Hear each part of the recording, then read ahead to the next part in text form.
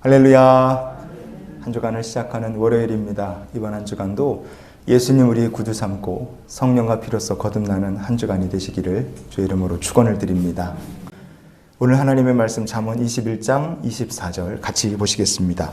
무례하고 교만한 자를 이름하여 망령된 자라 하나니 이는 넘치는 교만으로 행함이니라. 아멘. 오늘 본문에 망령된 자에 대해서 이야기하고 있습니다. 무례하다 이렇게 번역이 된 히브리어 본문이 제드라는 말입니다. 제드.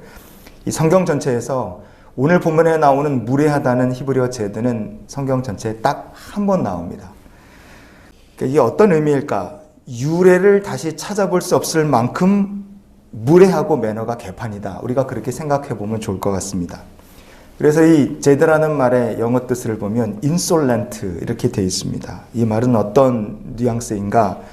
어떠한 상황 속에서도 매너가 엉망이고 어떠한 사람과도 말과 태도에 아주 무례하고 오만하다. 우리가 그렇게 이 말의 뜻을 생각하면 됩니다. 매너라는 게 아예 전혀 없는 인간성이 정말 이상한 사람이다 생각하시면 됩니다. 자, 그러면 오늘 본문이 말하는 무례하고 교만하고 망령된 자인데 이 망령된 자는 도대체 왜 이렇게 말에, 행동에, 태도에 이 모든 것이 무례하고 전혀 양심도 없는 것처럼 매너도 하나도 없을까? 몰라서 그러나 그것이 아닙니다. 일부러 그러는 거예요. 시편 19편의 13절 말씀을 같이 보시겠습니다. 또 주의 종에게 고의로 죄를 짓지 말게 하사 그 죄가 나를 주장하지 못하게 하소서. 그리하면 내가 정직하여 큰 죄가에서 벗어나겠나이다. 아멘. 여기서 고의로 죄를 짓지 말게 하사 이렇게 고백하죠.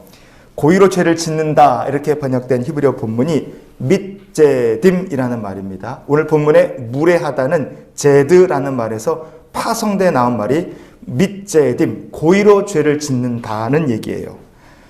망령된 사람의 특징이 뭐냐? 고의로 막 죄를 짓습니다. 알아요. 자기가 이렇게 행동하는 게 다른 사람이 틀림없이 기분 나쁠 것이다, 무례한 것이다, 악한 것이다 알아요. 그런데도 그냥 자기 자신을 속이면서 일부러 그렇게 하는 겁니다. 죄를 계속 쌓아간다는 걸 알면서도 그 말과 행동, 태도가 오만한 겁니다.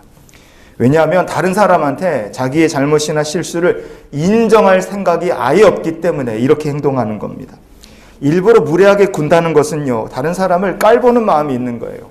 깔보는 마음에다가 다른 사람들을 향한 겸허한 마음이 없으니까 다른 이들하고 눈높이를 못 맞춥니다. 여러분, 사람하고 눈높이를 못 맞추는 사람은 결국은 영적으로도 문제가 생겨요. 왜냐하면 그 깔보는 마음, 겸허함이 없는 마음이 하나님과의 영적 눈높이를 맞추는데도 결국에 가서는 문제가 되기 때문에 그래요.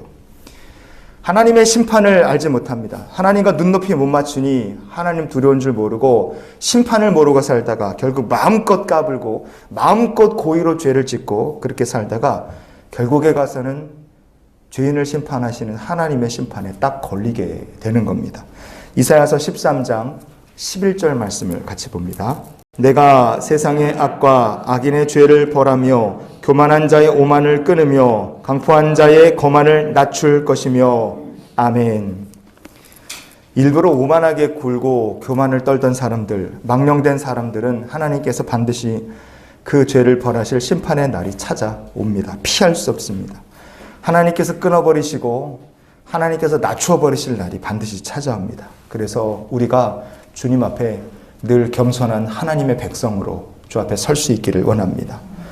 우리가 망령된 자가 되어서는 안 된다 하는 것은 뭐 바보가 아니라도 다 알 수 있습니다. 그러면 우리가 어떤 사람이 되어야 하는가?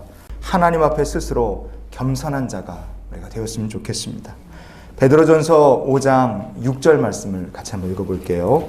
그러므로 하나님의 능하신 손 아래에서 겸손하라. 때가 되면 너희를 높이시리라. 아멘.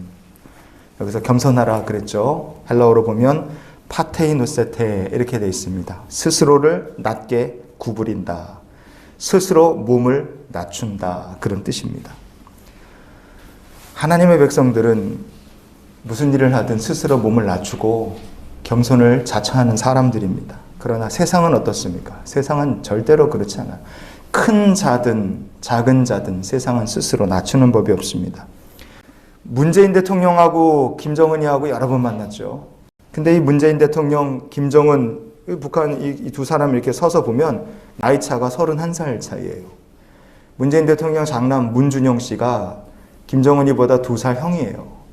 그러니까 김정은하고 문재인 대통령 관계는 아버지랑 둘째 아들 뻘이에요. 그런데도 김정은이가 문재인 대통령 앞에서 고개 빳빳하게 들고 단 한 번도 양보를 한다든지 뭐 겸손을 떤다든지 그런 거 없습니다. 스스로 낮춘다, 스스로 구부린다. 세상에선 이렇게 하지 않습니다. 왜냐하면 세상 사람들 생각에 스스로 낮추고 구부리는 자는 패배자라고 생각하기 때문에 그래요. 하지만 성도는 어떻습니까? 성도는 높은 사람이든 낮은 사람이든 그런 거 가리지 않습니다. 성도는 하나님 앞에 스스로를 낮추는 사람들입니다. 스스로를 구부려요. 왜? 어떻게 그렇게 할 수 있느냐? 하나님은 겸손한 자를 높이시는 하나님이시기 때문에 그렇습니다. 시편 138편의 6절 마지막으로 보시겠습니다.